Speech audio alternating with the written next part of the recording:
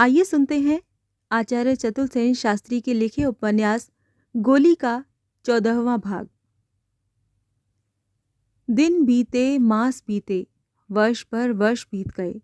इस बीच मैंने 3 और संतानों को जन्म दिया, तीनों पुत्रियां। इन सबके लालन पालन का पूरा भार किसुन पर था। इसीलिए किसुन का बहुत सा समय बच्चों की ही सार संभाल में बीत जाता था। सब बातों का ध्यान में यत्न से रखती थी। किसुन को खर्च पानी का कष्ट नहीं होने देती थी। रुपए पैसे की मुझे कमी न थी। महाराज के नए से नए वस्त्र, शाल, दुशाले, पोशाक मैं उसे दे देती। मेरे अटाले से अच्छा भोजन उसे मिलता। फिर हमारे झूठे थाल पर तो उसी का अधिकार था। प्रतिदिन संध्या के समय बच्चों को सजा धजा कर वो मेरी ड्योढ़ियों में जुहार कराने लाता था। अपनी चाकरी पर वो मेरे निकट अधिक रहना चाहता, पर मैं आग्रहपूर्वक उसे बच्चों के पास भेज देती। बच्चों की सार संभाल के लिए मैंने एक दासी और 2 नौकर भी उसे दे दिए थे, और मेरी ताकीद थी कि वो उसे स्वामी की ही भांति माने। पर किसुन का व्यवहार उनके साथ भी सदैव कोमलम सहयोग का रहा था।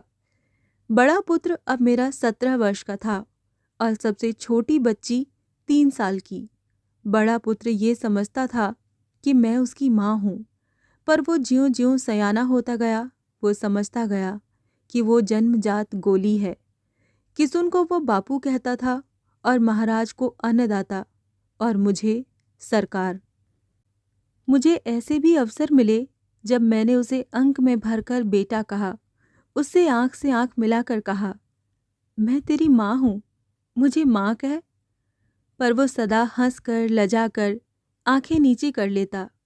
उसे एक बार भी मुझे माँ कहने का साहस न होता, पर अपने हृदय में वो जान अवश्य गया था कि मैं ही उसकी माँ हूँ। सो उसके नेत्रों में जब किसी स्नेह, प्यार और आत्मीयता की चमक मुझे दिख जाती थी, तो मेरे अंधकारपूर्ण मन मंदिर में बिजली सी कांप जाती थी। जवानी का वो ज्वार जो भावना की हिलोरों के कारण तूफानों से भरा रहता था, अब मंद हो चला था, और इन 10 वर्षों के इस द्वैध जीवन ने मुझे समुद्र की भांति गंभीर बना दिया था। इस बीच में 2 बार और समूचे यूरोप, जापान और अन्य द्वीप खंडों में घूम आई थी। मेरा ज्ञान मेरे अनुभवों तथा भावनाओं का सहारा लेकर काफ़ी परिष्कृत हो चुका था। मेरी आयु अब 35 को पहुंच रही थी।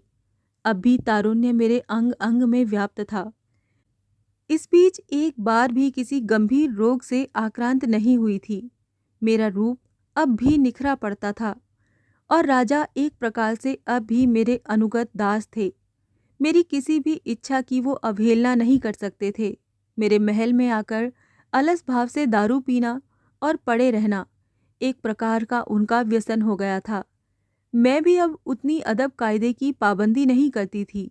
महल में सब कोई मुझे रानी ही के समान आदर करते थे। केवल एक पुरुष था जो इसका अपवाद था।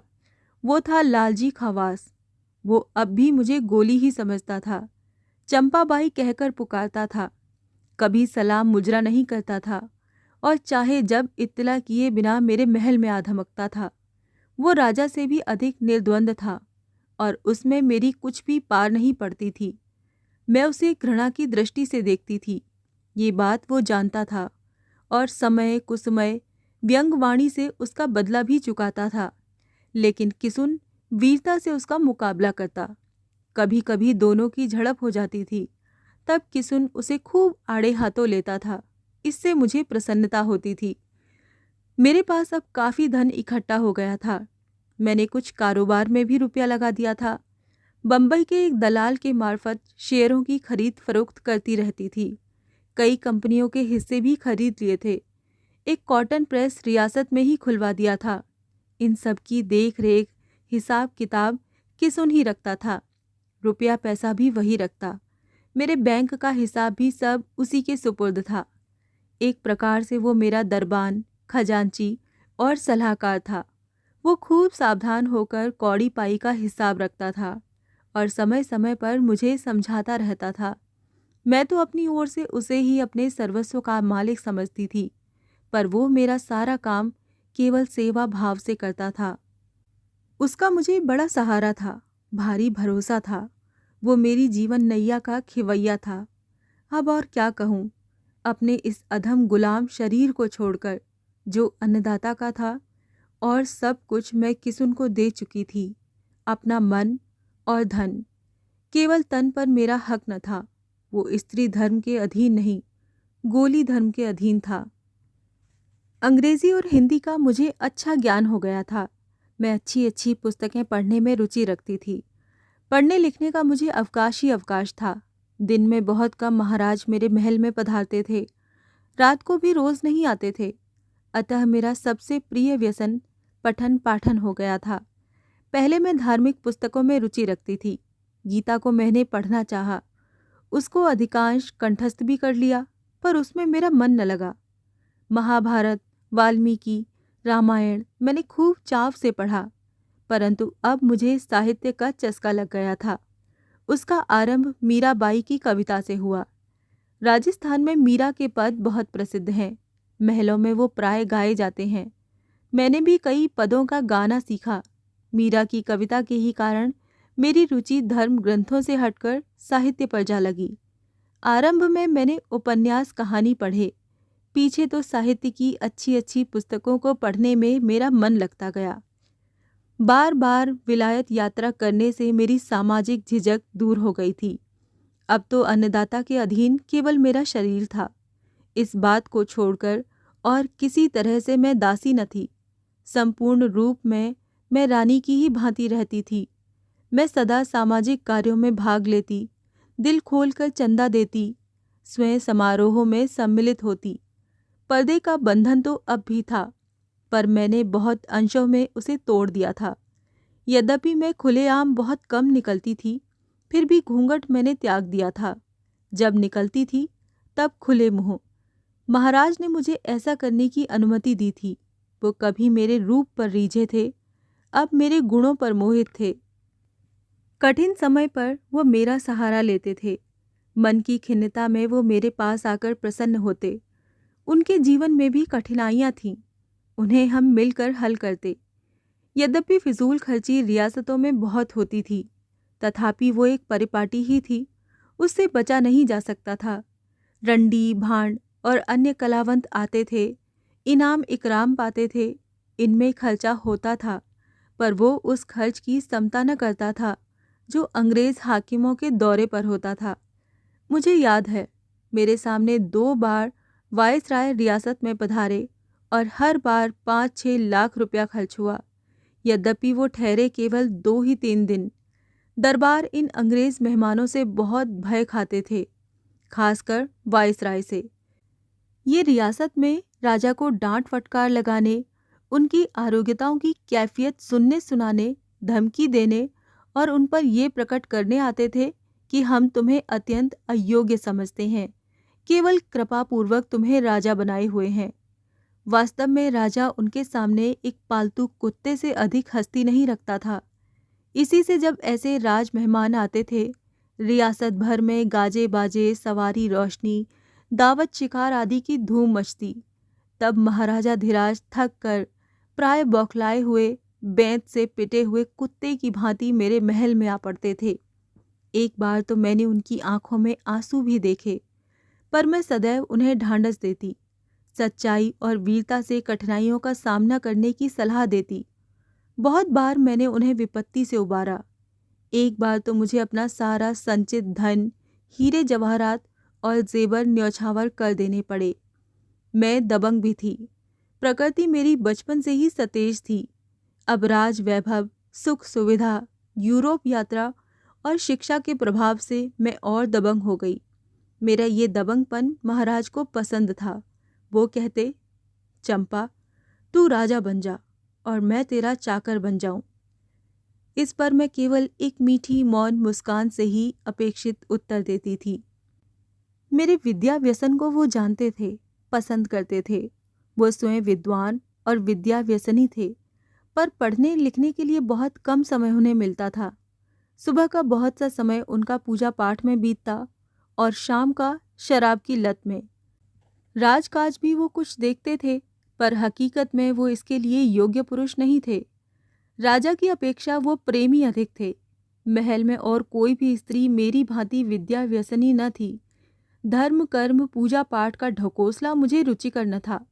ये सब पहले भी मैं कम ही करती थी, अब तो प्राय छोड़ ही दिया था। यहाँ तक कि श्री जी के दर्शन भी खास खास अवसरों पर ही करने जाती थी। राजपुरोहित मेरे महल में आकर ही नित्य चरणोदक दे जाते थे। राजा मुझे नास्तिक कहकर और कभी मेम साहब कहकर मेरी हंसी उड़ाते थे, पर कभी बुरा नहीं मानते थे। उन्हें गुस्सा बहुत आता था, पर मुझे देखकर वो उतर जाता था। मैं तो केवल एक बार उनके चाबुक से पिटी, फिर तो उन्होंने बहुत बार मेरे सम्मुख उस करनी के लिए खेद प्रकट किया। शराब की उन्हें बुरी लत थी।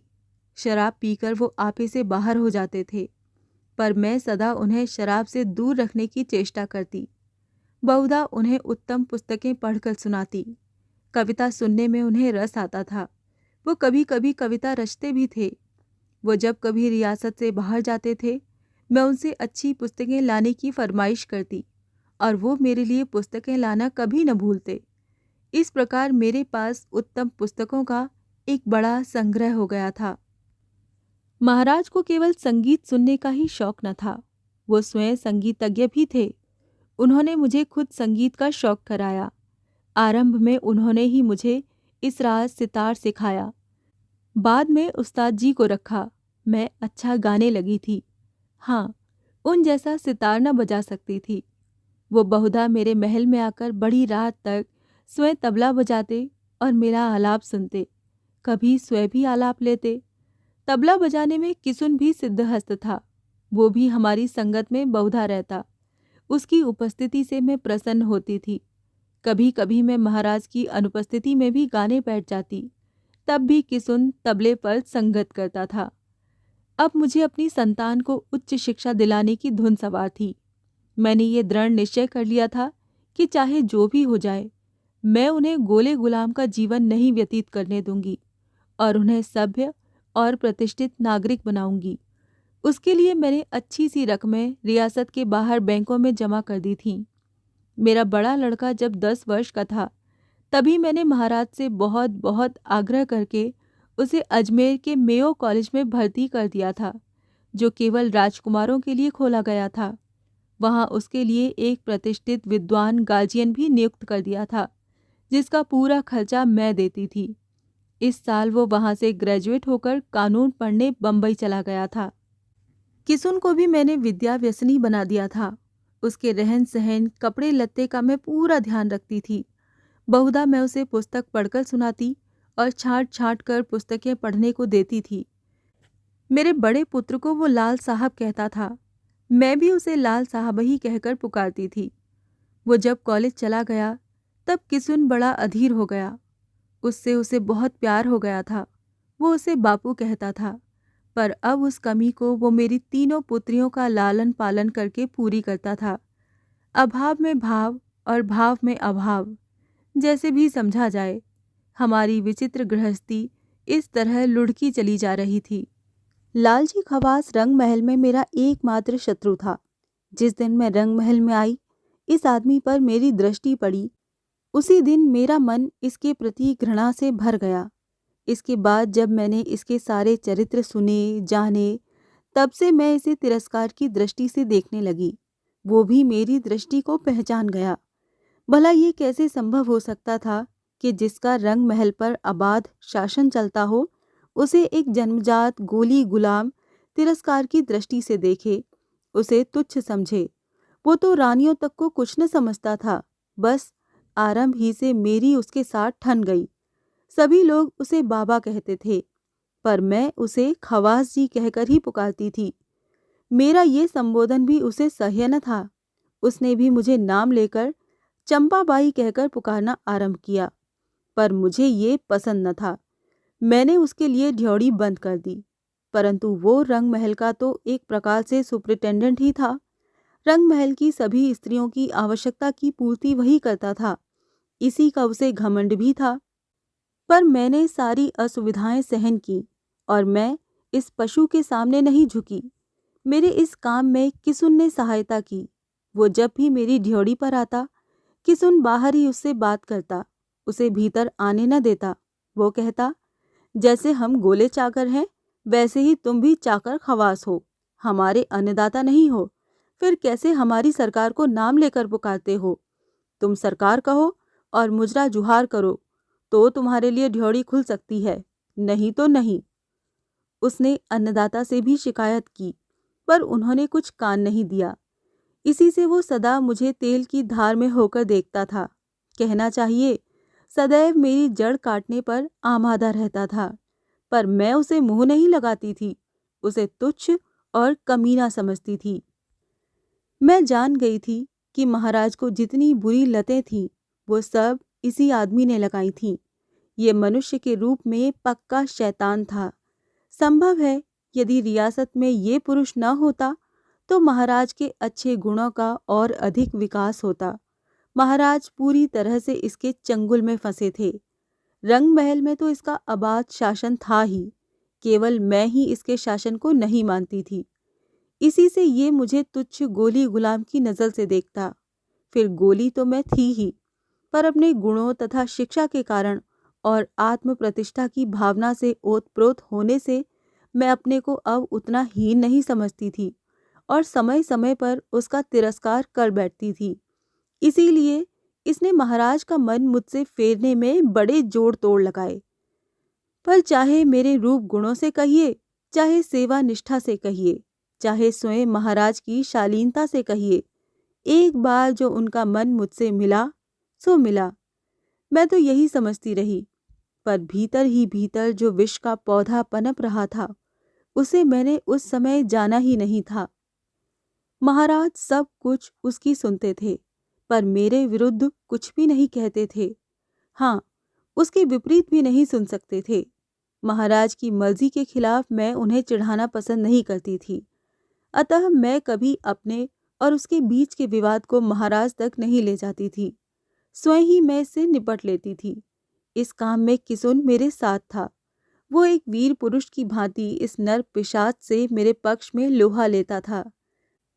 अंत में तो मुझे इस नर पशु के षड्यंत्र का शिकार होना ही पड़ा। इससे आगे की कहानी जानने के लिए सुनिए गोली का अगला भाग।